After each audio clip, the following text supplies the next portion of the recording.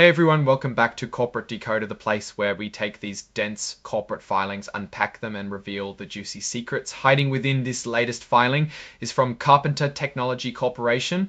And let's just say their latest report is a real page turner, especially if you like big numbers and a bit of executive compensation drama. Buckle up because we're about to decode their 2025 proxy statement, and there's a lot to unpack here, including some eye-popping financial performance and a few key leadership changes to kick things off. Let's dive into what's happening behind the scenes. Carpenter Technology is making a bold move to be the top dog in engineered materials. They want to solve tough problems for customers in aerospace. Defense, medical, and energy, their strategy hinges on having unique product and process capabilities, essentially being the go-to provider for hard-to-solve material challenges. Looks like they're investing heavily in technology, operational excellence, smart marketing, and making sure they have the right people on board. They're emphasizing that their core strength is in these specialized materials and how they process them to meet customer needs.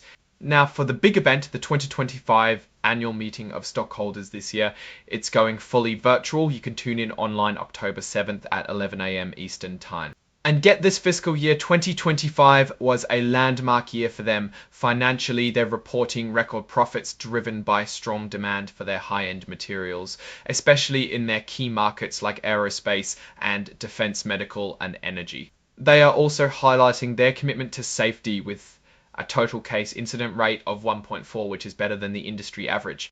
Their specialty alloys division really shone through in fiscal year 2025, raking in record operating income and margins. They did this by getting more efficient, optimizing what they make and adjusting prices. Thanks to great earnings and smart money management, they boosted their available cash significantly by generating a lot of adjusted free cash flow. And they're not just sitting on that cash. They announced a massive $400 million expansion project for their facilities, expected to be finished by early 2028. This is a big bet on future growth.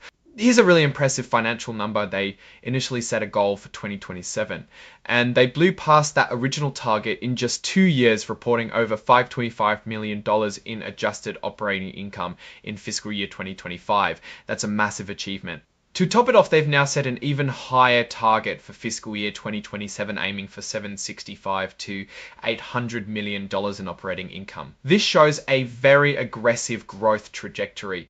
Let's look at the board of directors. The three nominees up for election are Dr. Viola L. Akoff, Stephen M. Ward Jr., and Howard H. Yu. They all bring a wealth of experience in areas like innovation, finance, and operations. Dr. A. John Hart brings a lot of knowledge from his role at MIT in mechanical engineering and new manufacturing technologies. Stephen M. Ward Jr. has a deep background in tech and management, having led Lenovo Corporation as its CEO, a real heavyweight in the technology world. Charles D. McLean Jr., former CFO of Alcoa, brings serious financial and strategic expertise. The board has an average age of 63 with diverse experiences and skills crucial for overseeing a complex business like this. The Audit and Finance Committee, made up of experienced financial minds, oversees the company's financial integrity and works closely with the independent auditors PricewaterhouseCoopers or PwC. Speaking of PwC, proposal number 2 is all about ratifying their appointment as the independent auditors for fiscal year 2026, which they've been doing for a very long time, since 1918. The audit fees paid to P2C for fiscal year 2025 were $2.5 million, an increase from the previous year.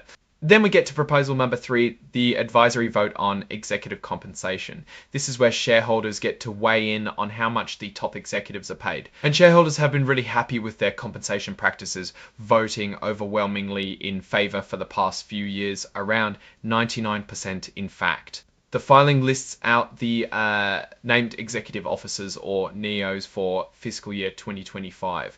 This includes Tony Arthine, President and CEO, Timothy Lane, CFO, Brian J. Malloy, COO James D. General Counsel, and Marshall D. Akins, Chief Commercial Officer. Looking at fiscal year 2025 executive compensation, the reported numbers are significant. Tony Arthine, the CEO, received a total compensation of over $8.4 million.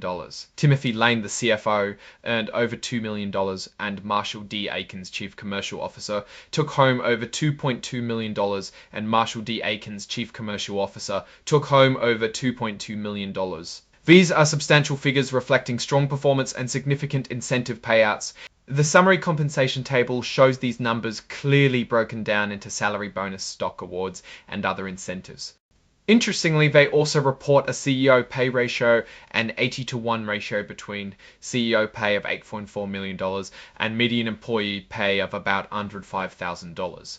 This ratio is a result of careful calculations and is presented as required by regulations, but it's always interesting to see how executive pay stacks up against the broader workforce. Beyond the numbers, Carpenter Technology emphasizes its core values, which are zero injury workplace performance, dignity and respect, transparency, professional confrontation, integrity and ethics, and above the line accountability. These values are meant to guide the company's actions and culture.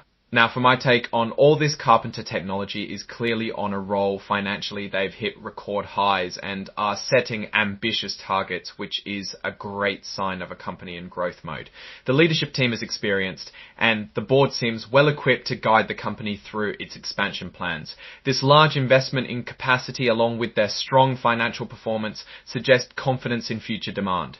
Having said that, executive compensation is always a hot topic, and while their pay-for-performance approach is common, I'll be watching to see if those high payouts continue to align with sustained shareholder value creation. The company's commitment to safety and sustainability is also a positive indicator of responsible business practices. Overall, Carpenter Technology appears to be in a strong strategic position with a clear focus on growth and operational excellence. That's our deep dive into Carpenter Technology's latest proxy statement. What are your thoughts on their financial performance and executive compensation strategies? Let me know in the comments below.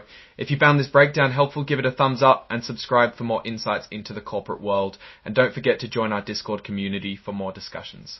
Thanks for watching. See you next time.